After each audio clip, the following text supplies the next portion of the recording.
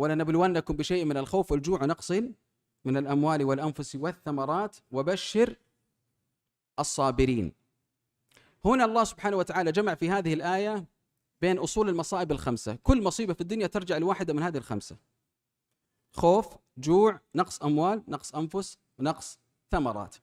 هذه المصائب الخمسة وقعت على هاجر في لحظة واحدة عندما جاءت إلى مكة، ووضعها كما تعلمون إبراهيم عليه السلام هنا بجوار الكعبة، وقالت له: لمن تتركنا يا إبراهيم؟ فلم يرد عليها إبراهيم عليه السلام، فقالت: الله أمرك بذلك؟ قال: نعم. قالت: إذن لا يضيعنا الله.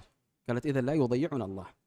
فصدقت مع الله فصدق الله معها. حول الله سبحانه وتعالى الخمس مصائب هذه إلى أضدادها إلى يوم القيامة، ليس فقط في زمانها، إلى يوم القيامة. خوف، أصبح هذا البلد ومن دخله كان آمنا. الجوع، أهل مكة وهذا مستفيض لا يجوعون، فيها بركة سبحان الله العظيم. وفي المدينة كذلك كما لا يخفى عليكم. وأي شيء تبيعه في مكة سبحان الله العظيم يطرح الله سبحانه وتعالى فيه البركة، فالله طرح البركة في أرزاقها. والجوع ونقص من الأموال. أغلى متر في العالم وين الآن؟ اللي حول الكعبة، أغلى متر في العالم اللي حول المسجد الحرام هنا. لو تسأل عن الأسعار تعرف أن أغلى متر في العالم هنا. والأنفس يأتيه الناس من كل فج عميق. والثمرات يجبى إليه ثمرات كل شيء.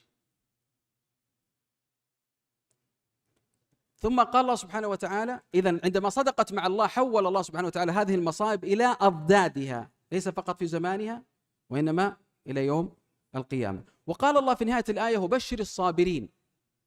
بشر الصابرين. طيب ما هي هالبشارة؟ مفتوح الكلام. بشر الصابرين، هذا أمره عند الله.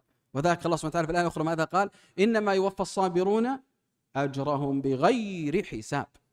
إنما يوفى الصابرون أجرهم بغير حساب. إذن الصبر هذا عظيم وعواقبه حميدة في الدنيا وفي الآخرة.